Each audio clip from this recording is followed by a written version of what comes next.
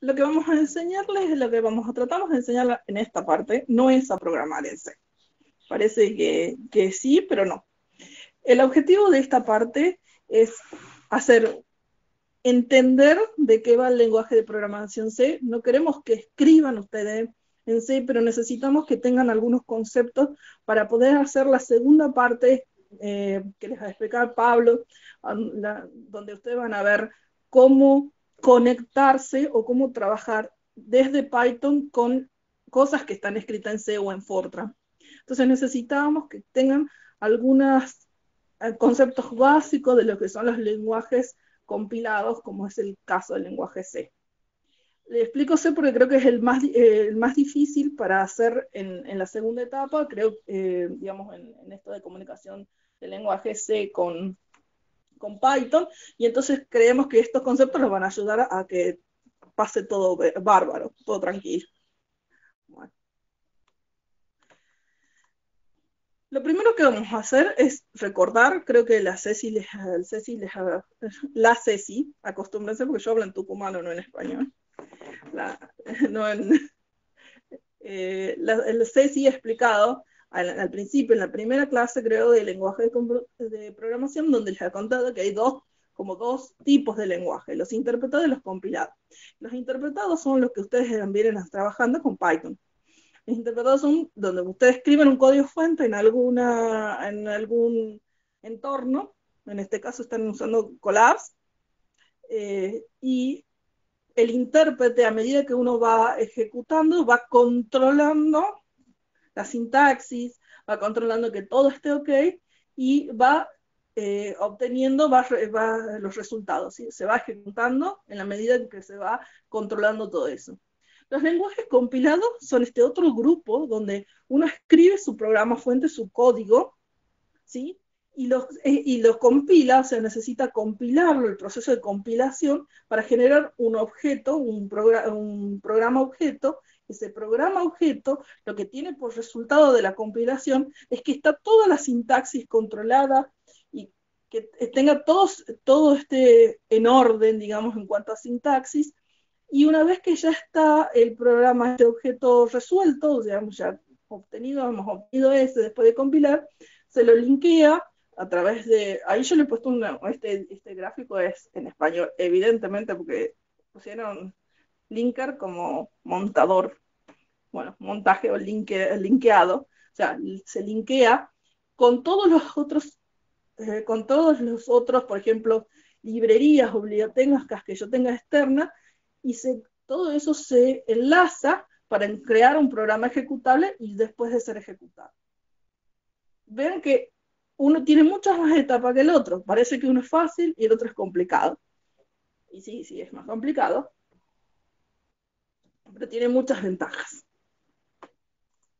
Las ventajas principales es que imagínense que una vez que ustedes ya tienen compilado, ya tienen todo controlado, o sea, una vez que ustedes llegan al ejecutar, digamos, al código compilado, ya tienen todo controlado, y si tienen linkeado, ya tienen el link a todas las bibliotecas. Entonces, la ejecución es sumamente rápida. Mientras si yo uso un lenguaje que es interpretado, a medida que se va ejecutando, va haciendo todos esos controles y esas cuentas. Entonces, la ejecución siempre es más lenta en un lenguaje que es interpretado, que es el caso de Python, que es el caso de MATLAB y de muchos tantos otros. Entonces, la gran ventaja es la velocidad de computación, y por eso siguen existiendo, y el que haga HPC en la vida, o sea, programación de alta performance, termina programando en C o en Fortran. No hay con qué darle, ¿sí? Tienen muchas librerías que ya están muy optimizadas, y que una vez que ya están compiladas, después uno las usa y listo. Esas librerías, por ejemplo, es NumPy. NumPy, cuando nosotros en realidad no es puramente Python, sino lo que tiene son todas las funcionalidades de NumPy, están ya compiladas y están escritas en C. Entonces, desde el vamos, si nosotros pensamos en Python, la parte eficiente de Python es usar librerías como NumPy, que ya están compiladas, ¿sí?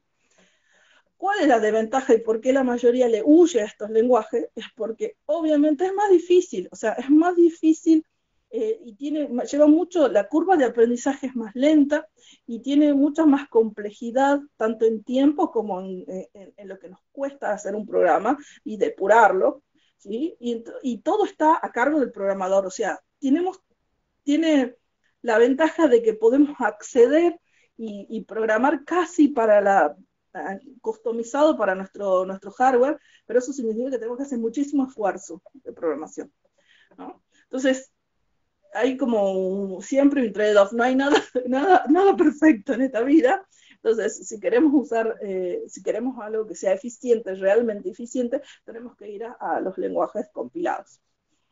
De nuevo, nosotros en este curso, el objetivo del curso no es que programen en C, sino que usen lo que ya está escrito en C. No sé si ustedes acá les ha pasado en la vida que heredaron algún código que esté en Fortran, no sé si hay alguien acá.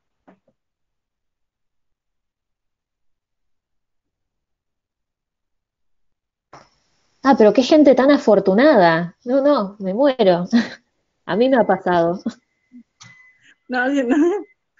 Qué hermoso. Bueno, les cuento lo que Sí, les puede a mí llegar me a pasar. pasó tener que compilar algo que esté, pero fui un autómata, ¿eh? Leí, copié, pegué, no me metí demasiado, la verdad. A Eh, veces pasa que hay algunos, sobre todo en Raspbian o cosas así, cuando uno quiere, no sé, queriendo conectar algunos micrófonos MEMS, me pasó que tuve que meterme en un código ahí, pero con mucho miedo, con mucho cuidado, copié, pegué y funcionó, por suerte.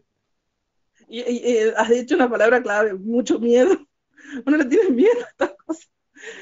No se Bueno, no entiende sé. nada, hay puntos donde es muy complejo, no sé. Bueno, ahora vamos a tratar de desarmar esos miedos, por lo menos para comprender la idea general, no, de nuevo, no es escribir programa. No sé, hay algunos comentarios así Sí, pero me los están haciendo acá por el chat. No, no, algunos dicen que renuncian si les pasa. No, es muy común recibir algo que hay que compilar y empezar a usar. No, no es tan extraño. Sobre todo para los usuarios de Linux nos pasa que, bueno, listo, para la versión de Linux que uno tiene necesita algo que lo tiene que compilar. Sí, es como dice él, a veces uno más o menos autómata empieza a tratar de hacer andar las cosas hasta que se encuentra con una línea que no le compila más. Y bueno, y hay que empezar a googlear por qué no compila. Bueno, tener una idea de lo que pasa atrás puede ayudar a que ese googleo que uno hace no sea tan tedioso y conflictivo. Sí, sí, no vamos a leer en detenimiento, vamos a entender cómo viene la mano, cómo viene la cosa.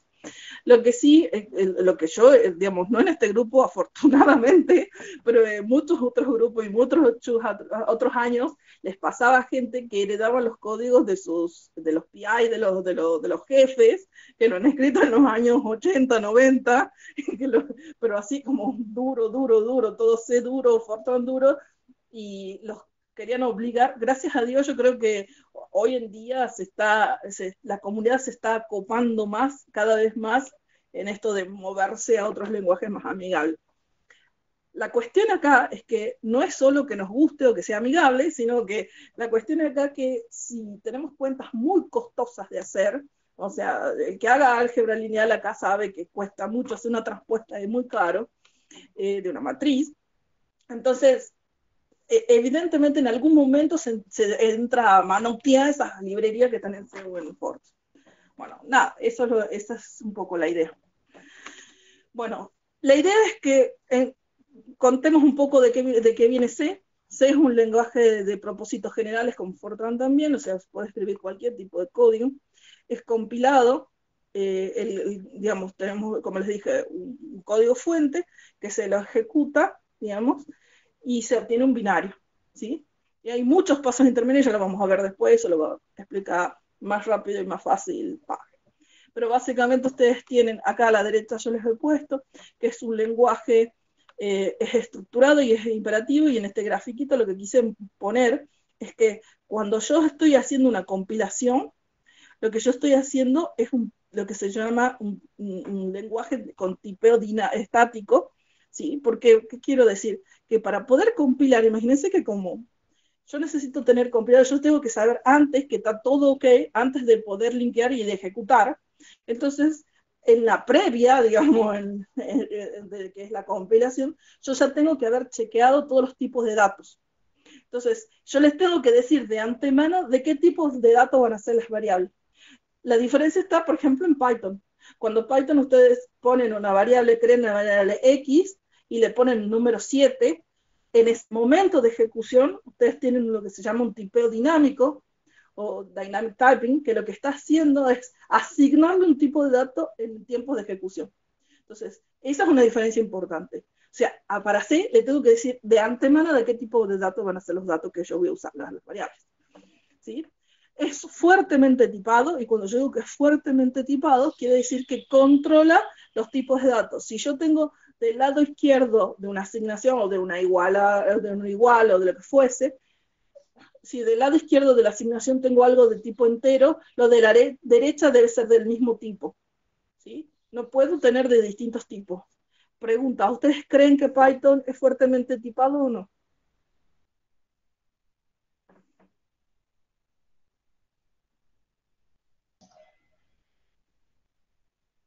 Me dicen que no, parece. No, ¿por qué me dicen que no es fuertemente tipado? Y uno puede hacer cosas bastante genéricas en Python, como definir una variable, cambiar el tipo de variable en el medio de la ejecución y cosas por el estilo, sin ningún problema, digamos. Tratan de mandarle una función que recibe un entero, mándenle un char. ¿No les chilla? Sí, sí, pero igual lo mismo pasa con flotantes y enteros a veces, pero Eso es tipado, eso es ser fuerte, controla el tipo de datos. Dice, le tienen que, o sea, lo que usted, son dos cosas distintas el problema. El tipado, fuertemente tipado, lo que hace es que controla que si yo espero un tipo de dato, ese tipo de dato coincida con lo que le estoy mandando. Y otra cosa es que el tipo sea dinámico y que me pueda cambiar el tipo de datos. ¿Entiendes? Son dos cosas distintas. Entonces, yo le puedo cambiar el tipo de dato siempre en tiempo de ejecución, pero si yo le digo que debe recibir un entero y le mando otra cosa, me va a chillar. Es decir, controla el tipo de dato.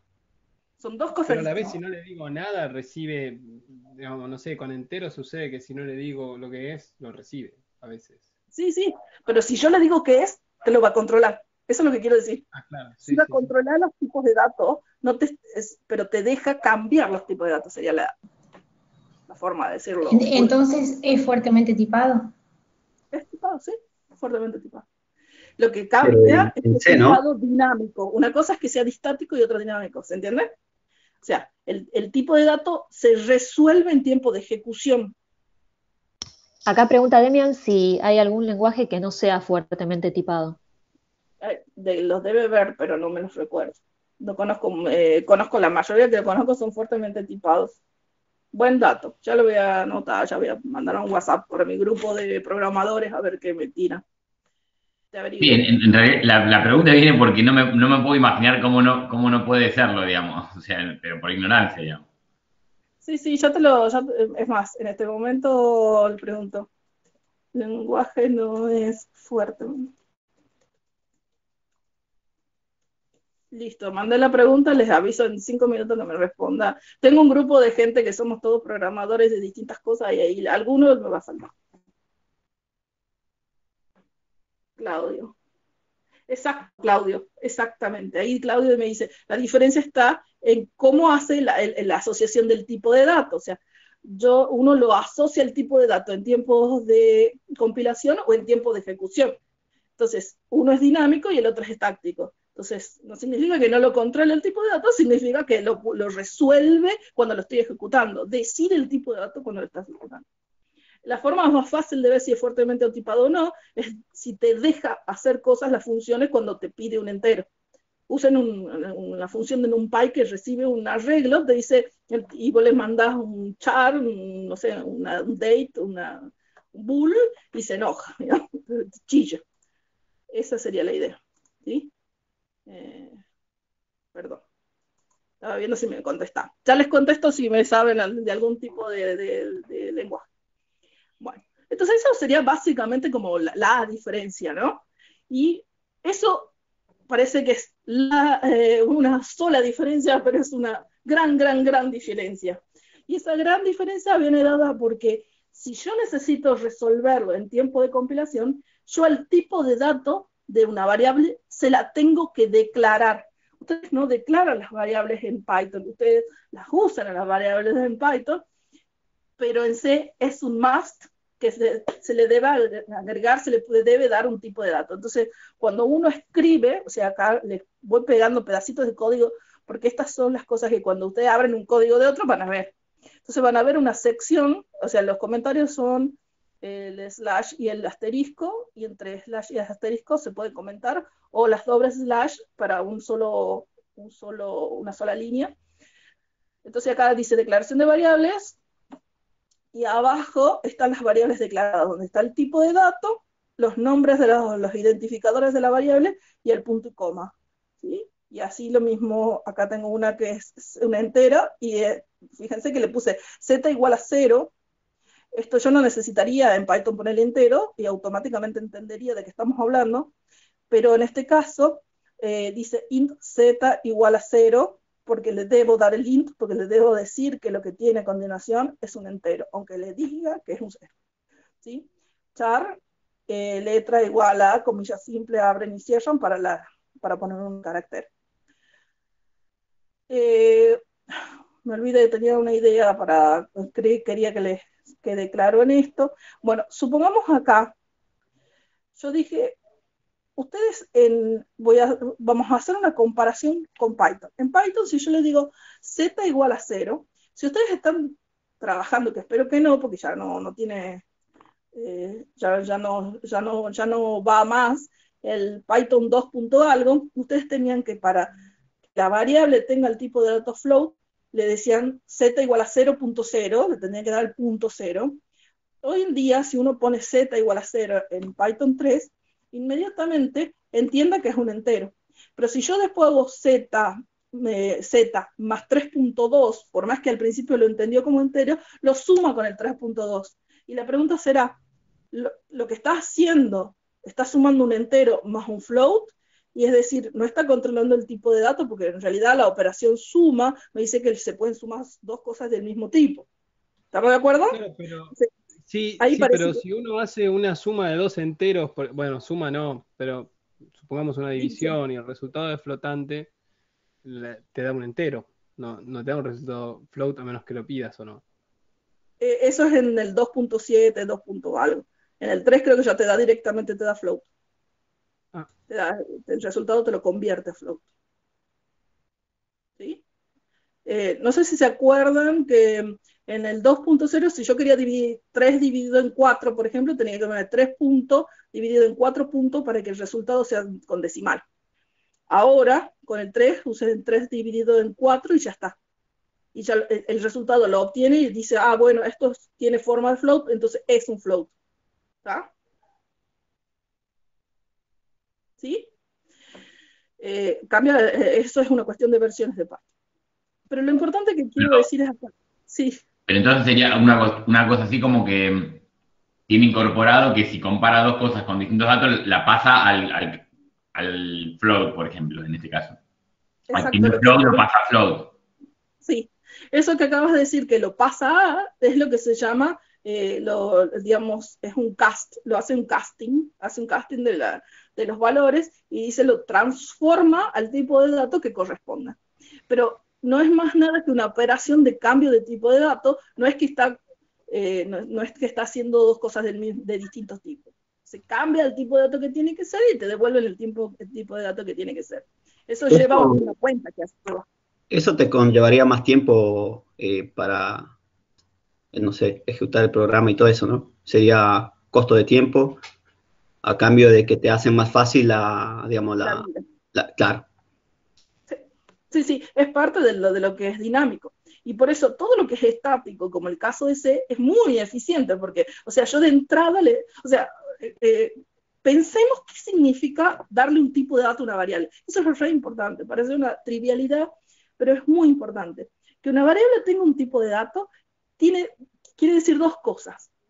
Que yo puedo asignarle y designarle una posición de memoria de un tamaño específico. O sea, un entero, supongamos 2 bytes. Entonces son 2 bytes de memoria asignados listos para que la use esa variable. el que tiene un identificador, pero además me dice otra cosa que me da el comportamiento de la variable. O sea, si la variable es de tipo entera, yo sé que le puedo sumar, le puedo restar, la puedo dividir, la puedo multiplicar, le puedo hacer operaciones que son para enteros. Entonces, cuando yo lo digo, hago eso de forma estática, resuelvo todo eso de forma estática, yo sé de antemano cuánta memoria estoy usando. De hecho, una de las cosas que hacemos nosotros cuando aprendamos a programar, yo soy informática, entonces cuando aprendemos a programar es mirar el programa y hacer la cuenta de cuánta memoria me está usando ese programa. Entonces yo puedo saber cuánta memoria necesito reservada, tengo que tener libre para que me entre todo lo que está en ese programa. Entonces, estáticamente se resuelve. Si eso lo tengo que resolver dinámicamente, pueden pasar muchas cosas en la vida. Ya les vamos a hacer pasar cosas ahora. Por ejemplo, que no me entre todo en la memoria que yo tengo disponible. ¿Por qué tendría que? O que cada vez que yo cambie de tipo de dato, porque yo acá le dije X vale 5, más allá le digo que X vale un array, que más allá abajo le digo que X es una lista de lista de lista de lista, que sabe que es muy ineficiente. Si todos hacen todo eso, le está ocupando memoria. ¿Sí? La liberación de memoria es otro tema que ya vamos a ver, pero el Python en teoría tiene lo que se llama un garbage collector, que lo que va haciendo es que todo lo que vamos tirando de memoria y no estamos usando, la libera. Pero eso no siempre funciona, porque imagínense si empiezo a cargar una lista de una lista de una lista, que es una copia de una lista, que tiene adentro una lista de listas. Entonces, se les hace tan complejo que puedes usarle demasiada RAM. Demasiada memoria. Entonces siempre ese es el pro y el contra de los lenguajes compilados y versus los lenguajes interpretados. Sí, siempre es más eficiente un compilador. No significa que sea más legible, ya lo habrán notado. Bueno, también tienen las variables lo que se llama un scope o un alcance. Es decir, las variables son locales o globales, tienen el concepto de localidad, porque tienen una vida útil que comienza y termina en el bloque en donde fueron definidas. ¿Qué quiero decir con esto? Yo le puse acá un ejemplito y para que vayamos interpretando cómo se ejecutan las cosas. Supongamos que yo tengo un programa principal, un programa cualquiera, donde en la mitad yo le puse un suspensivo por ahí, hace un llamado a una función que se llama f, que le mandas un valor x y te devuelve un valor y. Cuando yo haga ese llamado, lo que sucede es que el valor de x, o la x, ya vamos a ver las diferencias, se transfiere a la función y esta función está cargada en otro lugar de memoria. Entonces, cuando yo acá adentro define, fíjense que la función no es una función de x, dice f de aux. Entonces, lo que hago es reemplazar el aux por el valor que viene de acá, acá. Y acá define otra variable que también se llama X para nuestro enredo de la vida, pero esta variable no es la misma que esta. Esta está definida en este contexto, en esta localidad, y es local a la función f. Es decir, nació acá, cuando la declaré y le asigné el valor, ahí le falta un punto y coma, int x igual a 10, punto y coma, debería ir, y entonces ahí la creé y le asigné un valor. Y se termina y muere cuando yo puse el return, ahí se muere la variable. En ese contexto es el scope, esto es local a la función, y lo que está acá dentro de la función no se entera nada el programa de afuera. Y después devuelvo aux, el resultado, y lo va a guardar en él. Esto que yo acabo de hacer es lo que se llama un salto de contexto. De este contexto pasa a este otro. Y le puse dos colores porque son memoria, y los dos están cargados de memoria, pero en distintos lugares. ¿Sí? Respecto a los tipos de datos, hay distintos tipos, los básicos y los que son derivados. Los básicos son re poquitos, son enteros, flotantes, double, char. No hay más nada, no hay bool, no hay nada de todos los otros tipos de datos que pueden haber por ahí en otros lenguajes. Pero con esto se puede hacer de todo. Además hay calificadores que lo que hacen es darles, si son más largos o más cortos, o sea, para el entero le podemos decir si es short o long, porque si le doy short, creo que son dos bytes, y son 2 bytes, si hacemos la cuenta, tengo un número limitado de números para representar, muy limitado, todos son limitados, pero este es muy limitado. Entonces, si le pongo un long, va a ser un entero largo y me va a dejar representar números más grandes. Los enteros y los char también pueden ser signed and unsigned, que quiere decir con signo o sin signo, y a los dobles también se le puede poner long, ¿no? Existen los básicos y existen los derivados. Los derivados son los arreglos punteros y estructuras. Y con todo esto se hace todo. Los arreglos son los arrays y que se pueden ser de varias, de distintas dimensiones. Los punteros, no sé, alguien ha escuchado hablar de los tipos de datos punteros, pero los punteros son, como dice la palabra, apuntan a, y en realidad son variables que tienen guardadas direcciones de memoria hacia las que hace referencia, o sea, son referencias, ¿no? Y las estructuras, que son las estructuras son unos tipos de datos que nos permiten tener, construir con tipos de datos básicos. Por ejemplo, una estructura persona, yo le puedo poner un nombre, la estructura persona tiene como un entero que será el ID, un entero que será la edad, digamos, un string no existen acá, char asterisco, después voy a decir qué es, con el nombre, bueno, etcétera, etcétera. Entonces, la estructura me permite crear nuevos tipos de datos, ¿sí? Estos derivados me permiten crear nuevos tipos de datos. ¿Hasta acá alguna consulta o pregunta? O observación, comentario. Por acá estaban preguntando sobre la manera de escribir, por ejemplo, cuando escribís en Python, calculo 3.x, te da float, ¿sí? Acá Claudio, no sé si querés comentarlo, que había quedado atrás. No, no, era una aclaración, nada más que si no me acuerdo mal, cuando sumas un entero con un float, automáticamente te lo convierte en float. Era eso. Exacto. Sí, sí, a partir del 3 para arriba. Eso es lo que querías comentar, ¿verdad? Ah, perdón, era la versión de Python, no había entendido. Sí, sí, sí, a partir de Python 3, sí. Igual recomiendo a todos los que no lo necesiten porque tengan que usar algo heredado o alguna librería extraña que todavía no soporta Python 3, traten de usar todo Python 3. Existen conversores de Python 2 a Python 3, pero hay que controlarlos, que anden bien. Yo he convertido cosas largas que tenía viejas. Bueno, como todo tenemos estructuras de control, yo acá puse las más obvias y porque hay diferencias básicamente con las de Python para que la entiendan. La primera estructura es la estructura if, que lo que hace es if, se pone entre paréntesis una condición lógica.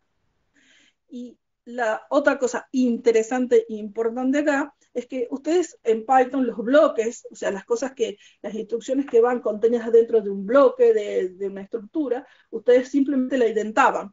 Entonces, siempre tenían un código muy prolijito y hermosito porque estaba todo identado una cosa dentro de otra.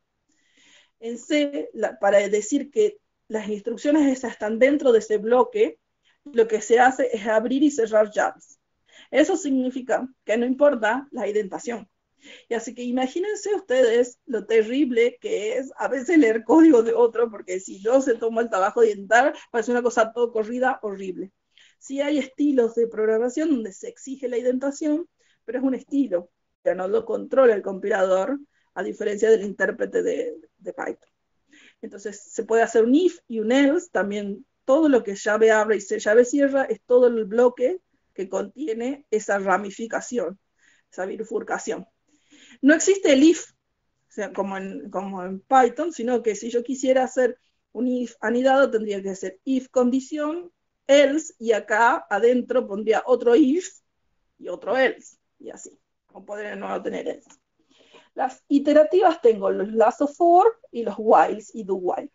El lazo for es como este que está acá, lo que se hace es una variable que comienza al inicio, o sea, for igual a 1, o sea, es el desde i igual a 1, con i menor o igual que un valor n en este caso, y más, esta es la forma de decirles que vaya incrementando de una en una la i.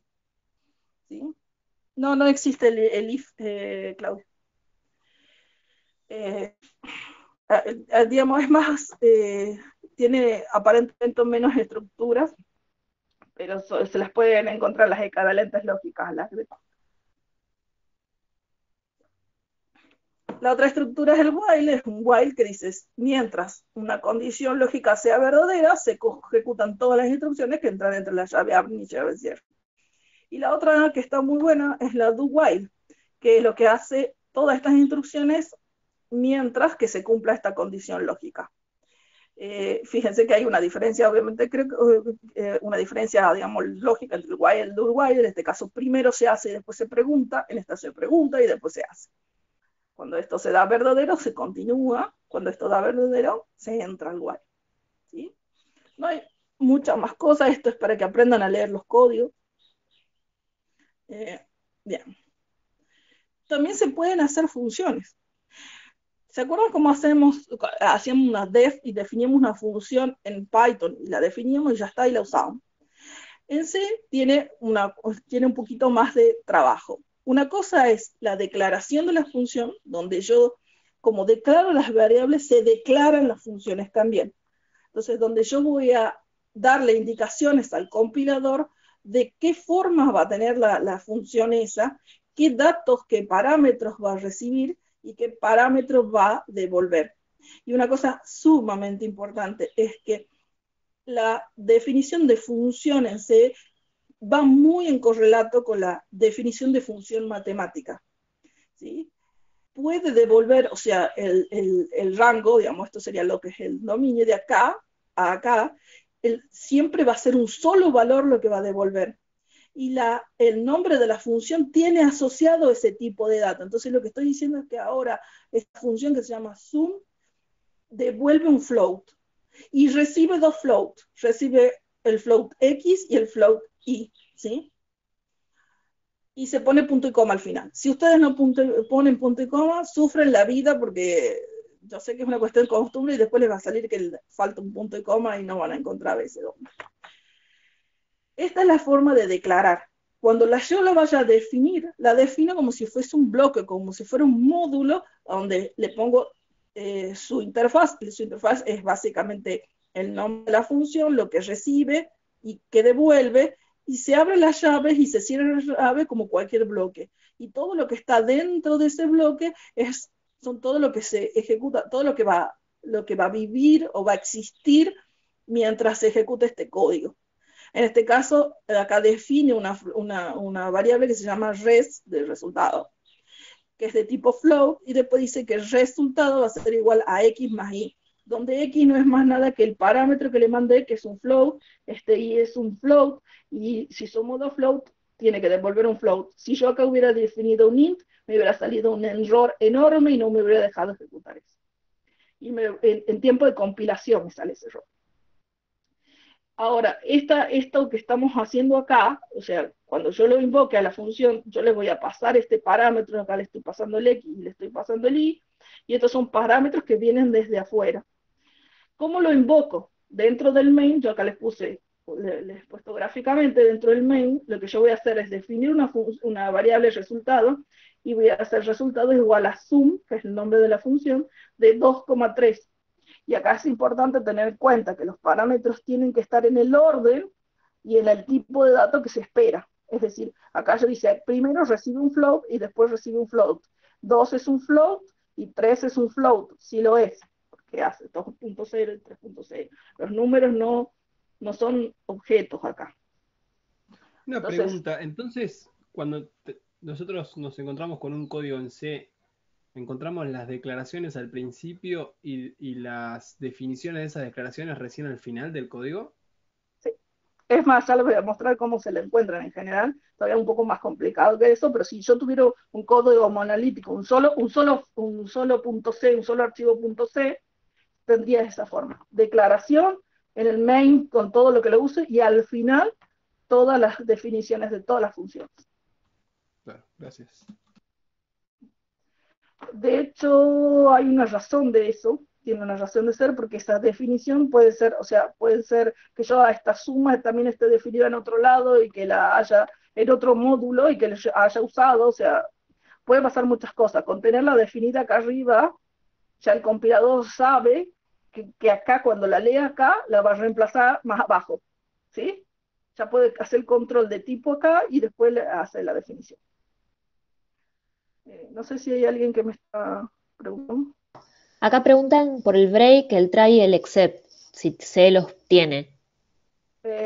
No, se los arma. No. Uno hace todo, hace Sí, sí, no, acá módulos. yo estoy con Ulises, el break lo tiene.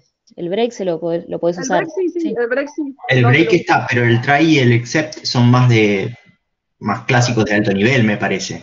sí, Python, try except no. Java. En realidad el try except lo que haces vos es escribir tu código de try y except. En excepción, podés poner tu flag. El break también existe, no se lo usa, porque si uno, a ver, y acá viene la copulación, digamos, el, entre comillas lo voy a decir, ¿no? Porque esto es lo que tradicionalmente nos dicen, que si, ningún break es necesario si uno programa bien. Si uno hace bien las cuentas y bien la lógica del programa, no necesitaríamos hacer tantos breaks, pero sí se usa, sí se puede. Los breaks se los pone también en las excepciones, básicamente. Pero no hay que abusar del break. Y acá comentan también por el switch case, que ahí, bueno, nada. El Sí. case existe también, ya les voy a pasar si quieren el formato, no les puse todo, les puse los más usados, si existe el case ya les paso. Exacto, sí. Pero había otra pregunta más arriba, El creo. go-to, acá preguntan por el go-to, que me parece una degeneración a mí, pero me lo preguntan. O sea, quémenlo. Sí. No, o sea, los programadores dicen que no debería existir. A mí me parece genial igual, pero... No debería existir porque es totalmente, quita toda la robustez de tu programa. O sea, si uno usa una buena lógica y si uno usa una programación estructurada, que es lo que uno realmente quiere hacer, nunca necesitas un go-to, porque el go-to lo que hace es hacer saltos sin mirar a dónde del programa a cualquier lado. Si vos haces eso es porque no has podido estructurar la lógica de tu programa. Eso es lo que pasa. Entonces, y es ilegible. Y es una cosa que ya desde los años 80 no se usa. O sea, préndale fuego. Ni lo consideren, porque no les va a salir nada robusto que puedan. Va a pasar tres días de su programación y se va a acordar para qué miércoles habían puesto ese GoTo. ¿Sí? Y hay otro peligro grave del GoTo, que uno pierde la noción de qué valores tiene cada variable en qué lugar. Entonces, se te hace corregir algo con un GoTo es pegarse un tiro. Es imposible hacer el desarmar de dónde viene el error, porque a veces pisas los valores de las variables y ni te has dado cuenta. O sea, es terrible el GoTo. Y digamos, quémelo. Listo. Sí, eso más o menos. O sea, había otra pregunta más, creo. La última pregunta de Claudio no la entendí, si los parámetros son por posición, preguntó él. Claro, cuando llamas una función, si es por posición, como por ejemplo ahí en Zoom 2 y 3, automáticamente se asocia con float X y float Y. Sí, desde izquierda a derecha te dice quién es quién. Bien. Sí. Y el tipo de dato también debe coincidir en ese orden. Sí. Bárbaro. Ah, está en la definición de la función se refería, ¿no? Sí. Como yo le mando el 2 y el 3, significa que el X va a ser reemplazado por el 2. Eso significa. Bien. Ya voy a hacer una hincapié, ya voy a volver a funciones porque les voy a decir que hay más de una forma de pasar los parámetros y eso les voy a mostrar ya con ejemplos, no pasa nada. Bien. Este simplemente es para contarle que existe, por supuesto, la entrada y salida. Si yo creo que hay algo que es feo en C, es todo lo que es la entrada y salida. Porque realmente es terriblemente tedioso armar este tipo de cosas. Y por supuesto, las entradas y salidas que ustedes pueden hacer con C, que sea relativamente fácil de hacer, es con la pantalla negra y horrible.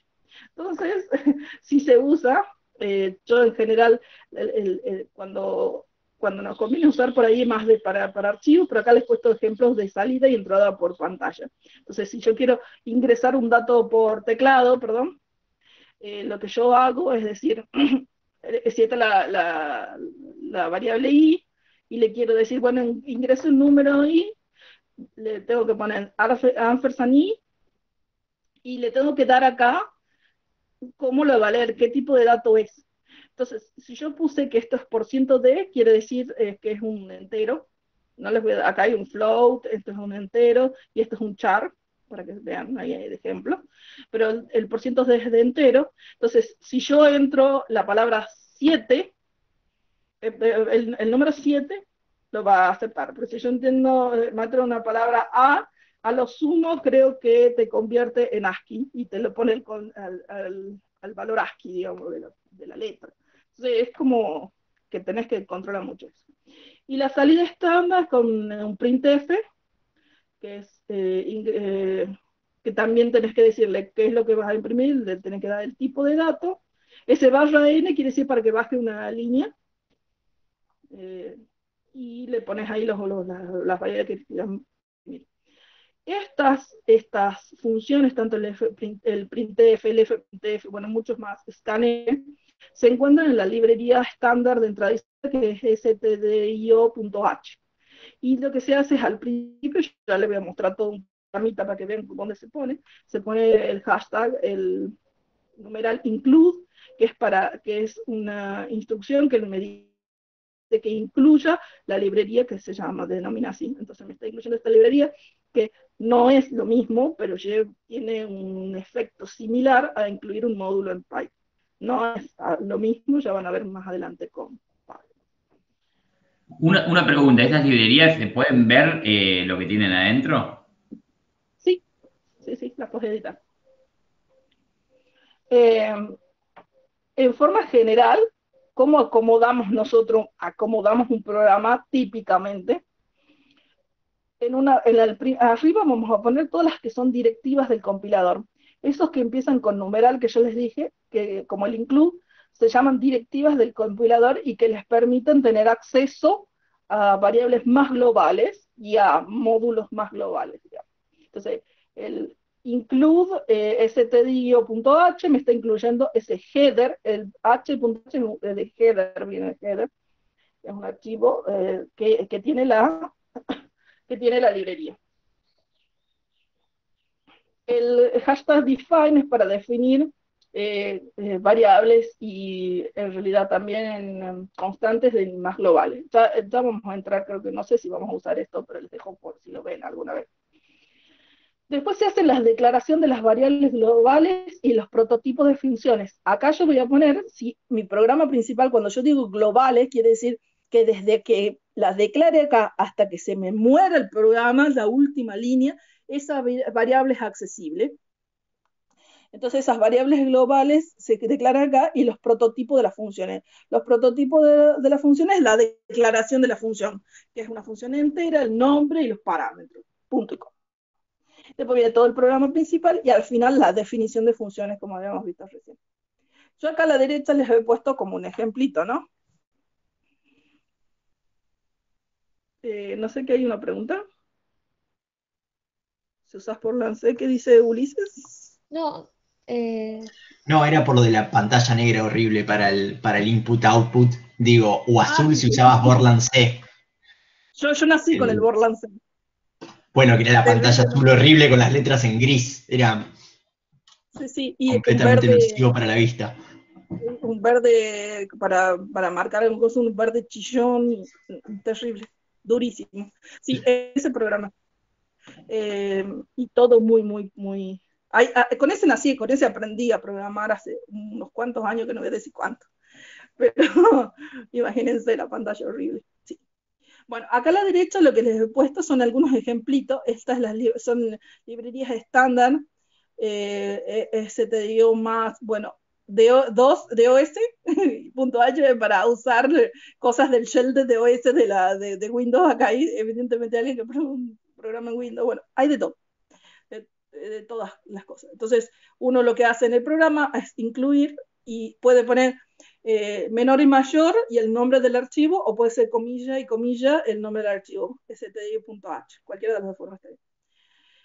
Y así como nosotros podemos usar podemos crear nuestros propios módulos de funciones, porque en realidad la vida nuestra de la vida, o cuando lo vean en otros códigos, en general no les van a tener un solo programa monolítico. Nadie programa una sola cosa, o sea, nadie tiene un solo programa que hace todo.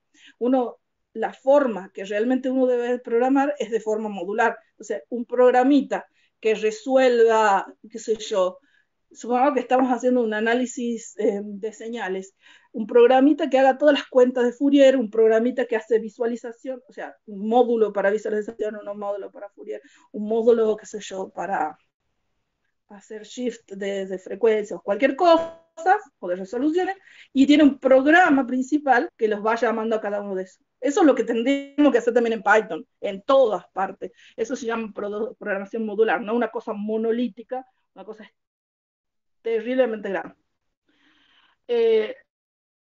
En C es lo que se hace, y como generalmente ustedes van a ver, ustedes no le van a tirar un solo programa en C, le van a tirar un montón de programas en C, un montón .C y .H, y van a estar realizados de alguna manera similar a esta. Suponiendo que el programa B.C necesita una funcionalidad que me creé yo en mi propio módulo A.H. ¿Qué quiero decir? Que, por ejemplo, si yo estoy por hacer un programa que hace cuentas y yo me creé un header, me creé mi módulo de calculadora que sabe sumar, restar, multiplicar y toda la marencoche. Entonces, yo voy a crear un programa que se llame A.H, donde en ese programa voy a declarar todas las funciones. En eso voy a tener un int suma, un float suma, o sea, si yo necesito sumar dos floats, voy a tener que crear una función para sumar dos floats. Si yo quiero sumar dos enteros, voy a necesitar crear una función para sumar enteros, ¿se entiende? Como son distintos tipos de datos, y acá voy a poner todas las declaraciones, o prototipos llamados también. Y en el A.C, lo que voy a hacer es hacer un include de este header. Este header solo tiene los prototipos de las funciones, y acá voy a ir y voy a crear la función. Acá voy a poner int, la función, acá tengo una función que se llama f, ¿no? Que reserva un entero, y acorchetea todas las instrucciones que hace lo que no sé qué hace la función f, y cierra corchete. Y por cada función la voy a tener todas las definiciones. En mi programa principal, que llame a esos módulos, que son todos los que me hacen las cuentas, voy a tener un include A.H, que es este header, y automáticamente esta directiva del compilador, cuando lee acá, va a decir, ajá, está usando algo que es de A.H. A.H es su módulo, entonces va a ir a A.H, va a ver todas las definiciones, y automáticamente va a tener un control, le va a ir a buscar un archivo que se llame del mismo nombre, pero que tenga .c y donde estén todas las definiciones. Se va a ir, esto puede estar previamente compilado y está controlado, entonces va y lo usa. Y después hago el void main, el main, ya vamos a hablar del main también, abro corchete y lo uso, y igual a f de x. Ahí me faltó dos cosas, chicos. Ahí me ha faltado el paréntesis, el punto y coma. Esto no compila ni de pre. ¿Sí? ¿Se entiende más o menos la dinámica, la forma en que se organizan estas cosas? Sí. Esto es lo que van a encontrar en general. Si a ustedes abren o usan el programa de alguien más que hace alguna cuenta, generalmente va a tener esta organización. Podemos armar nuestras propias librerías con esto. Y eso es lo que van a hacer cuando vean con Pablo. Bueno, ¿cómo funciona? Bueno, no sé, no tendría que decir estructura de control ahí. Eso es un copy-paste. Después se sigue copiando y después voy a corregir toda esta cosa antes de subir. Dale, irá preparar los typos de las slides y después las subimos. El lunes las subo. Sí. Acá lo que les he puesto es que en realidad uno tiene un código source, el proceso de llegar del source al ejecutable es un camino tortuoso por debajo. Por debajo lo que pasa es que primero se procesa, donde se ponen todos los header files, se encuentra un source code extendido, a este realmente se compila y se llega a uno en código assembler, en lenguaje assembler. Del assembler se los ensambla esto y se llega a un código objeto, y ese objeto se lo linkea con las librerías y recién se llega a ejecutar. Bueno, todo eso también lo van a ver con detalle con Pablo, pero existe una forma rápida que es haciendo, en este caso, voy a estar usando el compilador GGCC, el archivo .c menos O de output y el nombre del archivo de salida. Y cuando yo haga Enter, pasa todo este camino, y si todo anda perfecto, me va a crear un calc.exe, y después con /calc.exe lo ejecuto y ya está. ¿Sí? Bien. No sé si les quieren, yo había pensado hacerles una cuenta, hacerles unas ejecuciones online, después de a este haga con un ejemplito, le hago en vivo alguna demo, una demostración. Bueno. Lo más difícil de la vida de comprender en C es un tipo de dato particular, tipo de punteros. El tipo de datos punteros es un tipo de dato que lo que almacena no es un entero, no es un float, sino que lo que almacena es una dirección. Entonces, se lo puede ver como que es una referencia a un lugar de la memoria. En este caso, la forma de declararlo, es decir, el tipo de dato al que está haciendo referencia y se pone asterisco y el nombre, el identificador, en este caso asterisco X y asterisco Y, punto y coma. Lo que acabo de hacer con esto es declarar dos variables de tipo puntero que apuntan, vamos a escuchar mucho esa forma de decir, a algo de tipo entero. Entonces, cuando haga esto lo que me ha creado a mí es un espacio de memoria, un cuadradito en la memoria, a donde yo sé que lo que puedo guardar ahí adentro son direcciones de memoria que apuntan a enteros. ¿Sí? Bueno, ¿cómo le asigno cosas al puntero? Yo creo acá una variable, por ejemplo, que se llama C igual a 3, y acá he creado otra variable que se llama PC, puntero a C, la variable C, que es asterisco PC. Entonces, si se fijan acá, he creado algo de tipo entero y acá de tipo puntero a entero. Yo en el cuadradito de acá arriba les he hecho gráficamente lo que pasa en memoria. Cuando yo hago esta línea que está acá, int C igual a 3, lo que ha pasado es que me ha un espacio de memoria que tiene un tamaño determinado de 2 bytes, porque es un entero, y tiene una dirección de memoria que está en hexa. Ahí dice 0x7ff09c. Esa es la dirección de memoria donde está colocado, donde está asignado o donde está reservada esa memoria para guardar algo correspondiente al identificador de nombre C y al que se le puede guardar un entero. Y como puse igual a 3, el entero que une el número 3. Parece que he dado mucha vuelta para decir algo muy básico, pero ya vamos a ver por qué nos va a servir. En el caso en la segunda línea, cuando yo hago el int asterisco PC, punto y coma, lo que esa línea hace cuando compilo es que me reserva un espacio de memoria, me da un cuadradito de memoria para guardar algo de nombre PC, esta es su dirección de memoria porque es en un espacio de memoria donde lo guarda, y me dice, acá no me dice que tiene adentro, pero me dice que sí va a tener algo que apunte a algo de tiempo entero. Es una referencia a un entero. ¿Tá? Lo sigamos viendo cómo lo podemos asignar.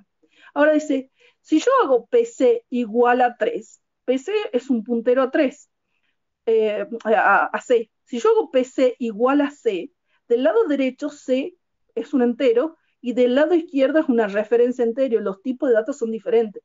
¿Se entiende que habría un error? Entonces, lo que yo sí puedo decirle, está bien, no puedo guardarlo al 3, no puedo guardar lo que tiene C. Bueno, guárdeme la dirección de C. Entonces, guarda la dirección de C, es decir, ampersand C. Esto es la forma de referirse a la dirección de una variable.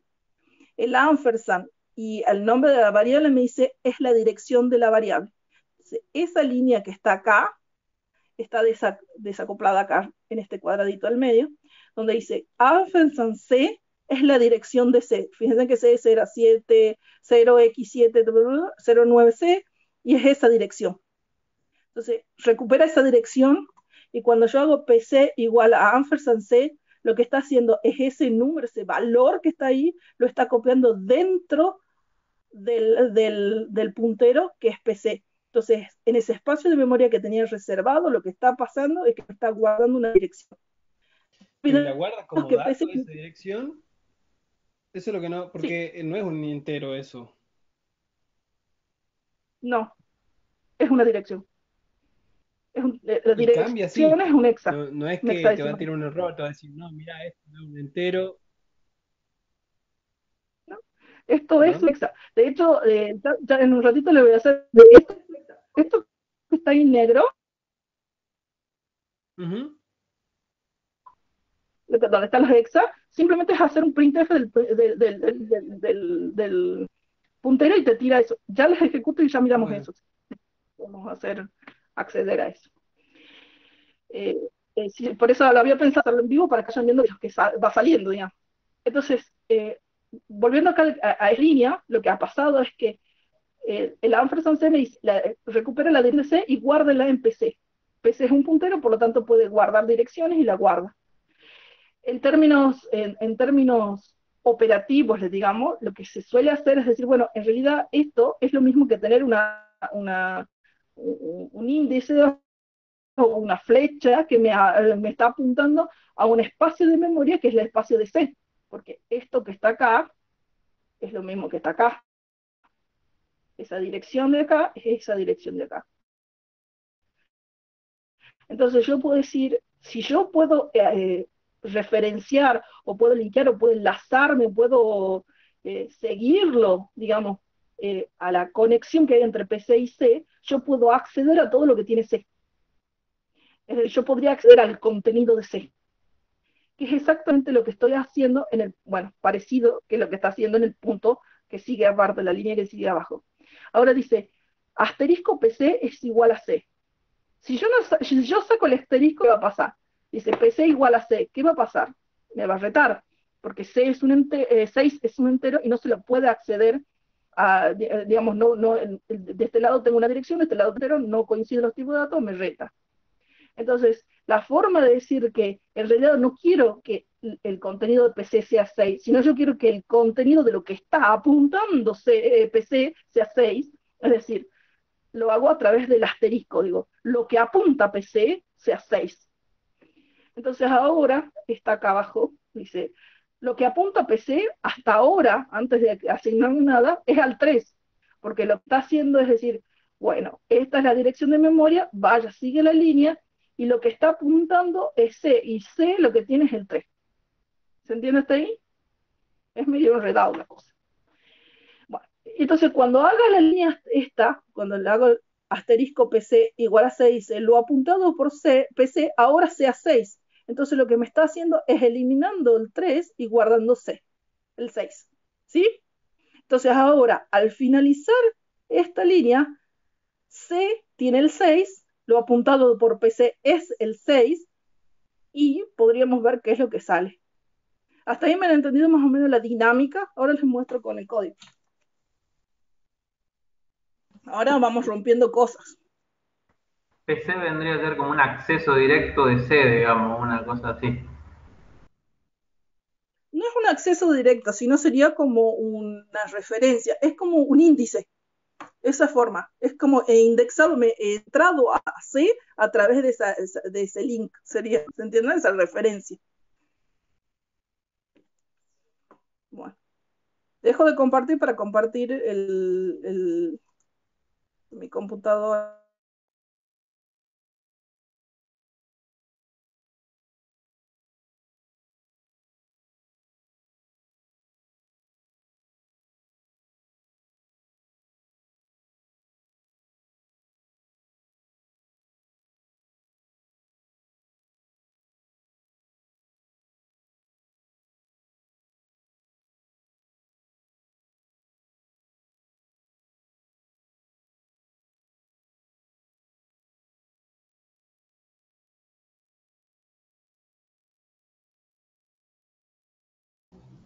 Hola, Gran, mira que no se te escucha, ¿eh?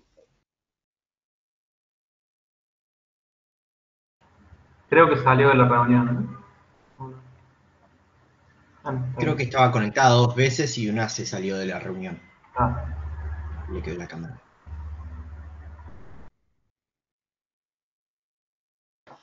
Ya, pedime de nuevo admisión que se me fue la pantalla recién de tu pedido.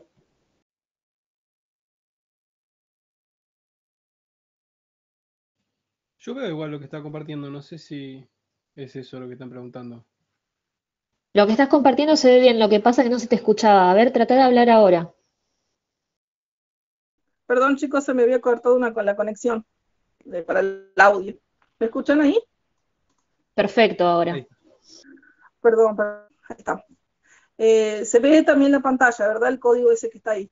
Miren que parece realmente tranqui, ¿no? Entonces, fíjense que, bueno, ahí yo puedo poner incluso, no importa la indentación acá, pero vamos a hacer un poquito más de cosas. Asterisco, peso y le hagamos cosas. Vamos por parte, dijo Jack el Destripador. Bueno, entonces, primero corramos este código, leamos un poco.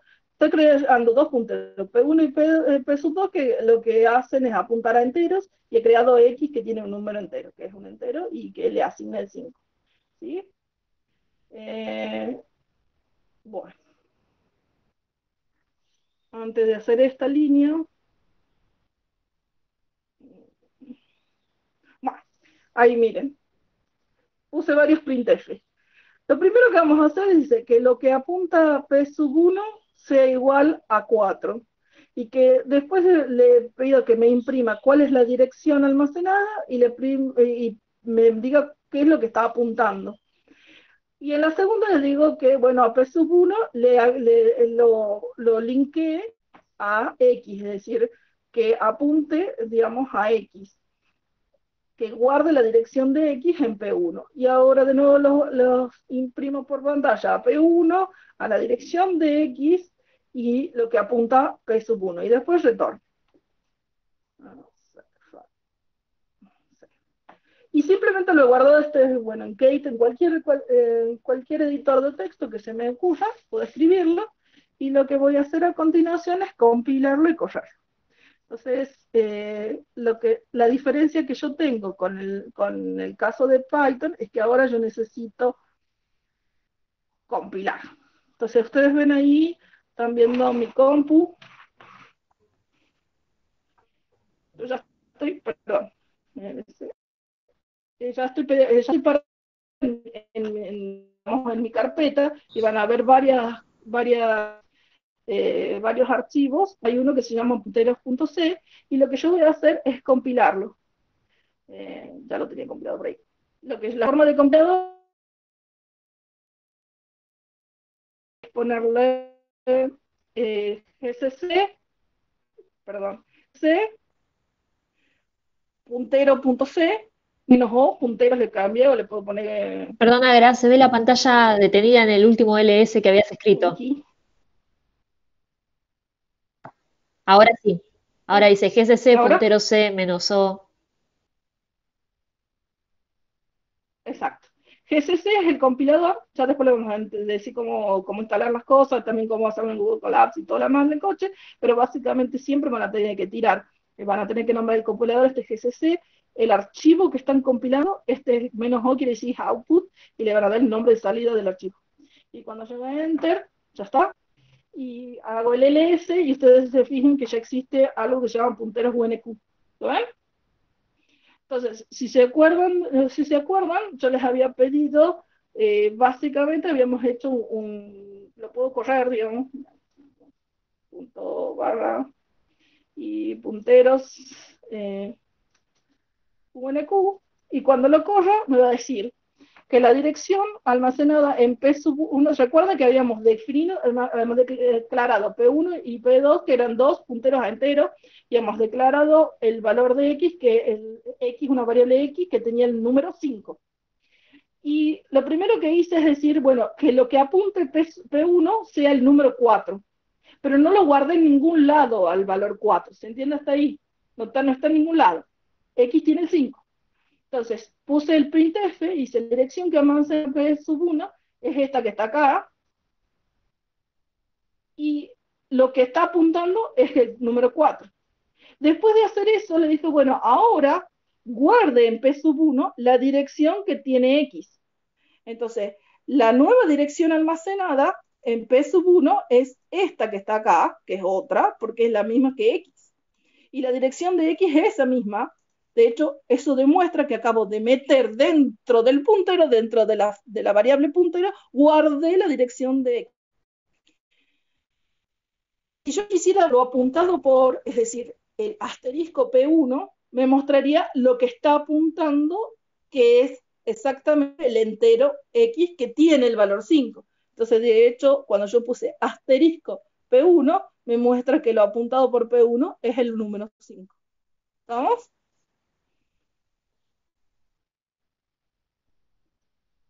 Bueno. Sí. ¿Una consulta acá o algo? Gracias, te corta un poquito. ¿Ahora me escuchas mejor? Ahí va un cachito mejor. Ahora estamos mejor, creo que soy yo, que es mi Wi-Fi, chicos. ¿Ahora? Ahí va, ahí va. Ahí va, gran. Es mi internet. Al mediodía es así acá, terrible.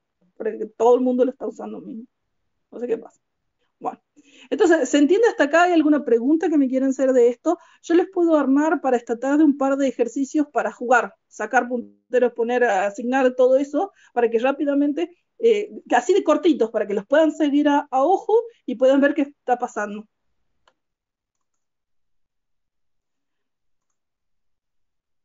No sé si tienen Buenísimo, alguna pregunta. ¿Y esos ejercicios se pueden hacer en Google Colab Sí, o no? sí, sí. Ah, Sí, los ejercicios se pueden hacer en Google Colab. Yo ahora les voy a compartir un link que hice guiado, qué es lo que tienen que hacer para poder ejecutar el compilador GCC en Google Colab, aquellos que no tengan Linux. Así que quédense tranquilos. Está guiado. Si tienen algún problema igual me dicen, pero es como muy directo. Hacen eso y sale. Yo les dejé para compilar Hola Mundo y para ejecutarlo después. Y si quieren ustedes buenísimo. instalarlo en su compu, también lo pueden hacer y nos preguntan o entran a GCC. Les paso el link de GNU donde está la GCC y lo pueden instalar. Sí, ahora dejamos todo en la clase de intro de C que está en Slack, así después pueden subir y copiarse Ahí los vamos a ir links. tirando cosas. Y el que le gusta Borlance puede intentar, ya no existe Borlance.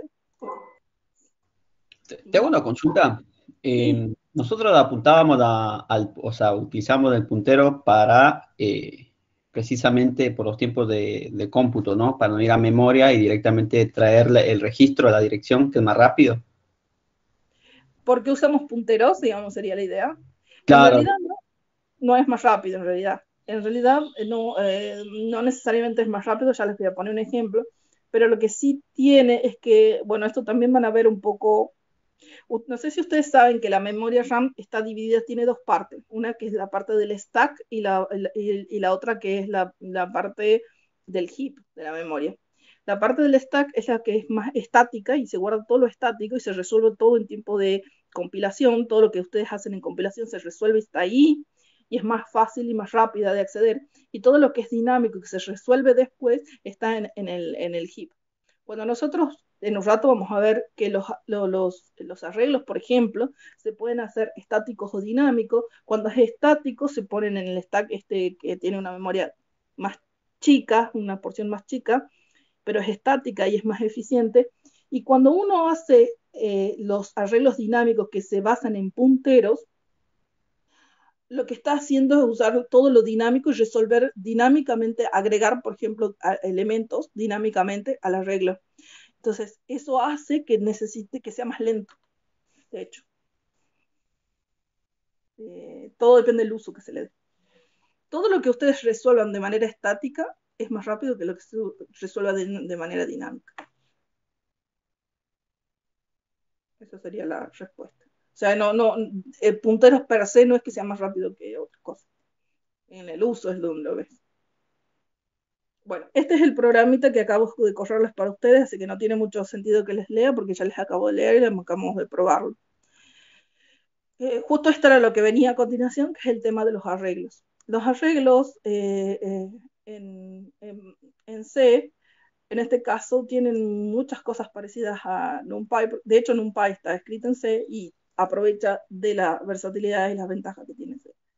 Pero cuando ustedes recorren un archivo en todos elementos, por ejemplo, de una matriz de n por n, acá las estoy definiendo una matriz de n por n, con Python, con MATLAB y todo eso es sumamente trivial porque son totalmente vectorizados, es sumamente trivial acceder y recorrer una matriz.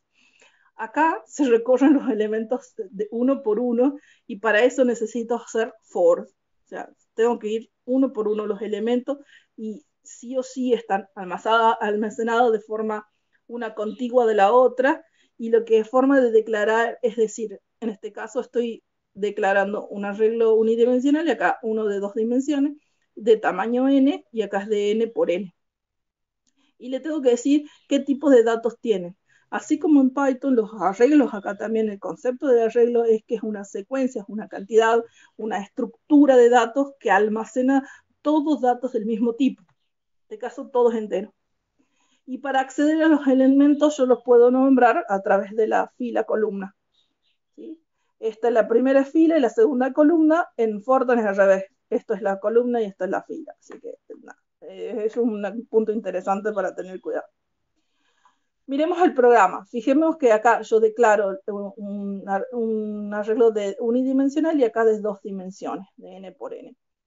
Y declaro las variables i y j, que son con las que voy a recorrer, y digo, desde i igual a 0 hasta la dimensión del arreglo que yo tenía unidimensional menos 1, porque empieza en 0, si tiene n datos va de 0 a n menos 1, y más, y lo que hace está guardando, en b sub i, está guardando el valor de i. Es decir, me está guardando un arreglo que tiene el 1, 2, 3, 4, 5, 6, 7, 8, 9, hasta n menos 1. ¿Sí? Y ahí lo está mostrando. Después, si yo quisiera recorrer, guardar los datos en esta matriz, lo que yo voy a hacer es, para i igual a 0, perdón, para i igual a 0 hasta n menos 1, moviéndome desde 1 en 1, lo que voy a hacer es para cada fila, ahora lo hago para cada columna, desde 0 hasta n menos 1, de 1 en 1, los i sub j, los m sub i j van a ser igual a i más j, acá está sumando la fila más la columna. Pero nótese que necesito hacer 2 for. Esto es un trabajo bastante más tedioso. ¿Qué quiero decir? Que hacer arreglos y trabajar con arreglos es sumamente eficiente, muy, muy eficiente, si sé usarlos, pero es muy tedioso y es muy, digamos, ¿cómo les puedo decir? Hay que tener mucho control, hay que hacerlo todo a mano. ¿Sí? En esto nos arregla la vida en un NumPy. ¿Sí? Pero así como hay arreglos que son estáticos, hay arreglos que son dinámicos. Porque como yo sé que los arreglos se guardan de manera secuencial, acá abajo miremoslo en el dibujito, este es un arreglo que se llama A, tiene el A sub 0, A sub 1 y A sub 2, acá tiene 3 elementos este arreglo, yo podría crear un puntero que me dé la dirección del primer elemento, y si me da el primer elemento, aumentándole 1 a esa dirección, tengo el segundo elemento, y aumentándole 1 tengo el tercer elemento, ¿sí? Pero si yo declaro un puntero entero y creo un arreglo que sea un puntero, yo le tengo que decir a la computadora de algún modo cuánto espacio quiero que tenga ese arreglo. Porque vuelvo al anterior, chicos, cuando yo declaré acá, les dije, bueno, yo quiero n enteros. Cuando yo dije, quiero n enteros, ve acá entre corchetes se llaman, ¿no? Entre corchetes n, lo que estoy diciendo es, en esta declaración es, guárdeme un espacio de memoria contiguo para almacenar enteros, y la cantidad de cuadraditos de tipo entero que necesito contiguos son n.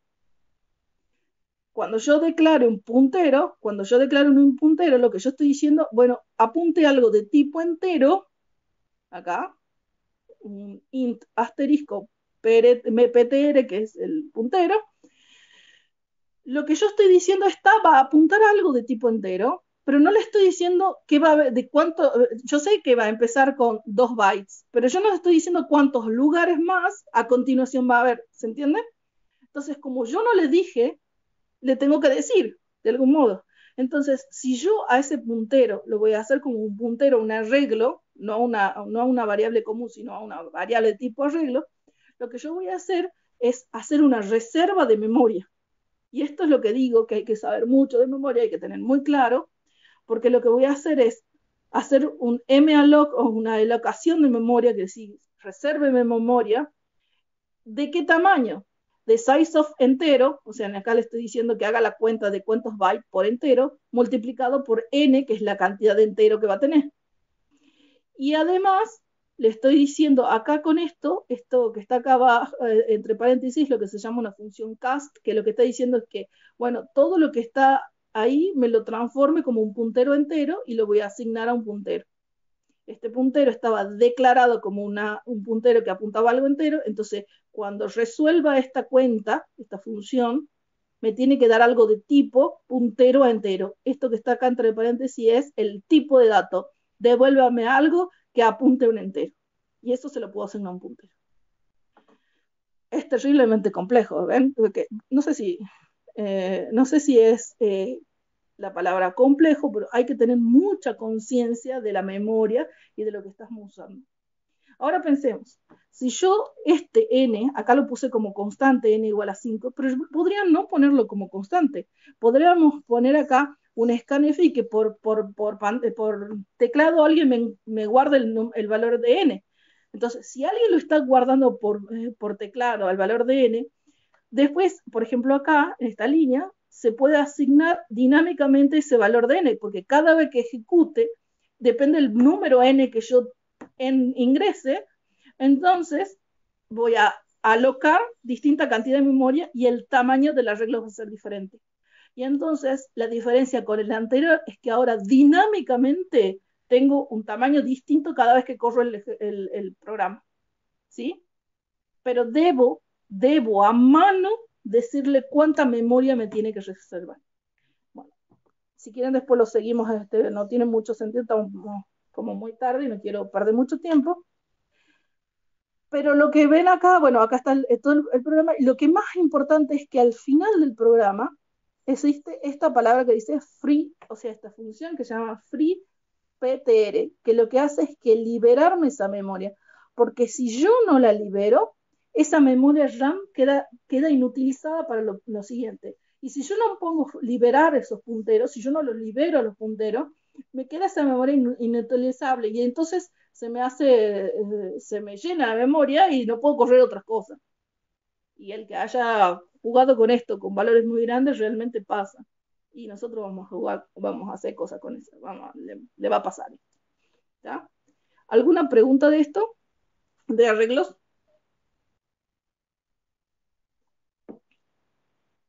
No sé si de repente tienen más amor por los arreglos de Python.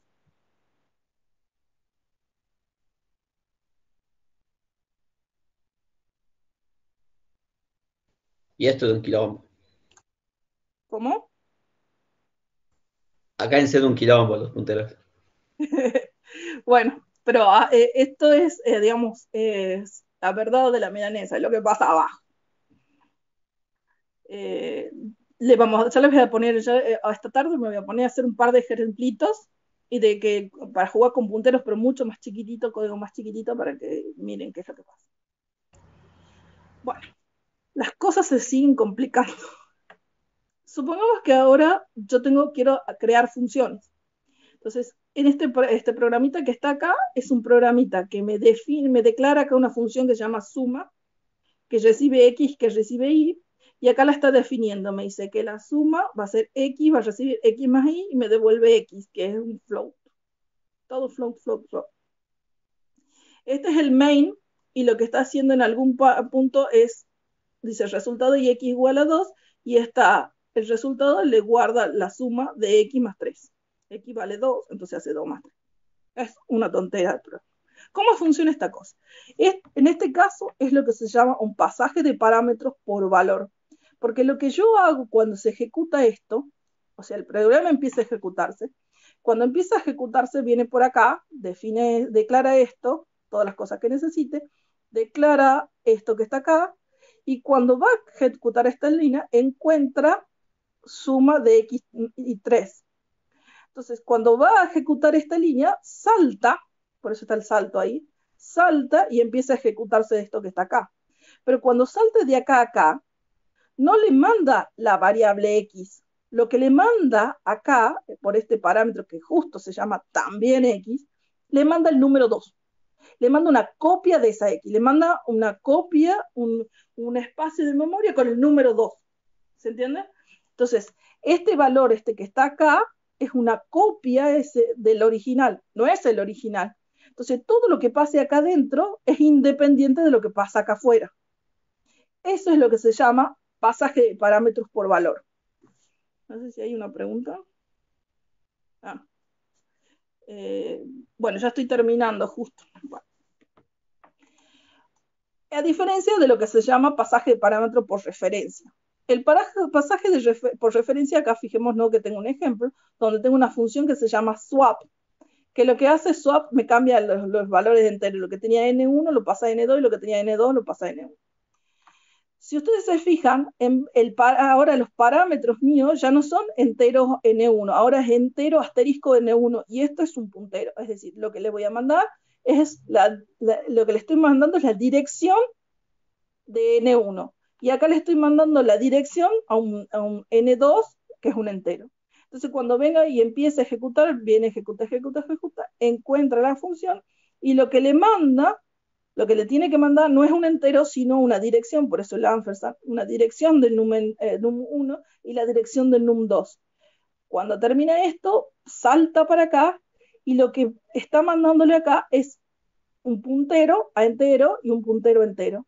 Ahora bien, todo lo que yo cambie acá, se va a cambiar en este original.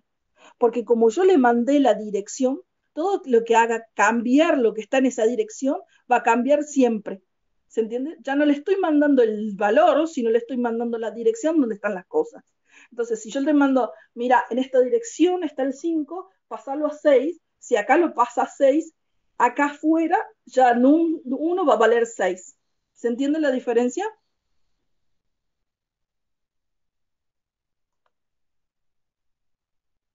No sé si tienen alguna consulta. Eso sería. ¿Podrías pasar la siguiente presentación? ¿Dónde estaba el swap? Sí. Ahí, o sea, la dirección va y la busca en la F auxiliar, vendría a ser, ¿no? Y cuando yo vuelvo al swap, donde está el ampersand, ahí me la transforma al número entero. ¿Vendría a ser así? ¿Cómo? No. O sea, claro, porque acá. Claro, el auxiliar, la F auxiliar, la función auxiliar es la que me devuelve, la que tiene la dirección de la memoria, la dirección, perdón. Sí, y cuando vuelvo al main, en el swap, el ampersand es el que me transforma, me devuelve el valor que tenía. No, fíjate que no te devuelve nada. ¿Ves que de este lado no tiene un igual? Te lo compara con la anterior. Esta decía igual a la función y le mando algo. En esta no devuelve nada. ¿Por qué no devuelve nada? Porque no necesita devolver. Como le estoy en esta parte, en esta línea, yo mando cosas. En esta mando una dirección y la guarda en N1, y acá mando una dirección y la guarda en N2. Cuando hago esta cuenta de acá, lo que dice, lo que apunta N1, póngalo en una temporal. Lo que apunte N2, póngalo en N1. Y ahora lo que tiene temp, lo póngala en lo que apunta N2. Y termina. Cuando termine, no necesita mandarle nada, porque como ha trabajado con las direcciones originales, ha cambiado en el original. Y ahí lo imprime. ¿Sí? Entonces, esto me cambia la variable original, me cambia el num1 y num2, lo que tiene num1 y num2. Claro, pero por ahí, lo que me cuesta ver es en qué momento me devuelve el entero, o sea, en qué momento imprime el entero en la dirección. Que no lo devuelve, no te devuelve nada, no te devuelve un entero. O sea, por ahí pones printf y printf, ¿no? Sí. Bueno, ahí lo que interpreto es que me debería, por decir, no sé, devolver cuando en pantalla, en consola, cuando lo vea, debería haber algún valor entero y no la dirección. A ver. Te lo voy a hacer con unos, me vas a tener paciencia porque tengo que graficar y soy muy mala. Lo que voy a hacer es ponerle así. Bueno. Entonces ahora tengo un lapicito. O sea, yo acá tengo N1 y acá tengo N2 en memoria. ¿Estamos de acuerdo? Sí. Lo resumí. Sería num, en realidad. Num. Ay, chicos, esto es malo. Bueno, num1, num2. Igual se entiende. Se entiende perfecto. Lo que pasa es que después cuando le cambie el nombre, tiene que ser para que se entienda que no hay problema si se llama distinto. Entonces, lo que yo les mando es la dirección. Yo no le mando esto, yo le mando esta dirección y esta dirección a la función. Entonces, cuando yo le mando esa dirección por acá, ahora N1, lo que apunta N1 es lo mismo que apunta lo que tiene esta dirección. Entonces, ahora yo tengo un puntero que se llama N1 que está apuntando ahí. Entonces, si yo hago algo con N1 acá, cambio cosas, me está cambiando num1, ¿se entiende? Sí. Entonces no necesito devolverle nunca nada. Nunca necesito decirle quién es, si devuelve un entero o no, porque al mandarle la dirección y acá cambiarlo apuntado por N1, yo estoy entrando directamente al dato original, no le estoy mandando una copia. Y por eso es por referencia. No sé si contesta tu pregunta. Sí, ahí me queda. Perfecto. ¿Alguna otra pregunta? No es fácil, esto no es fácil, hasta que uno se acostumbra, no es fácil. ¿Alguna otra consulta? Bueno, esa sería la última slide que mostraría como la parte más básica de lo que es C, la introducción que habíamos armado, y ya ahora les voy a armar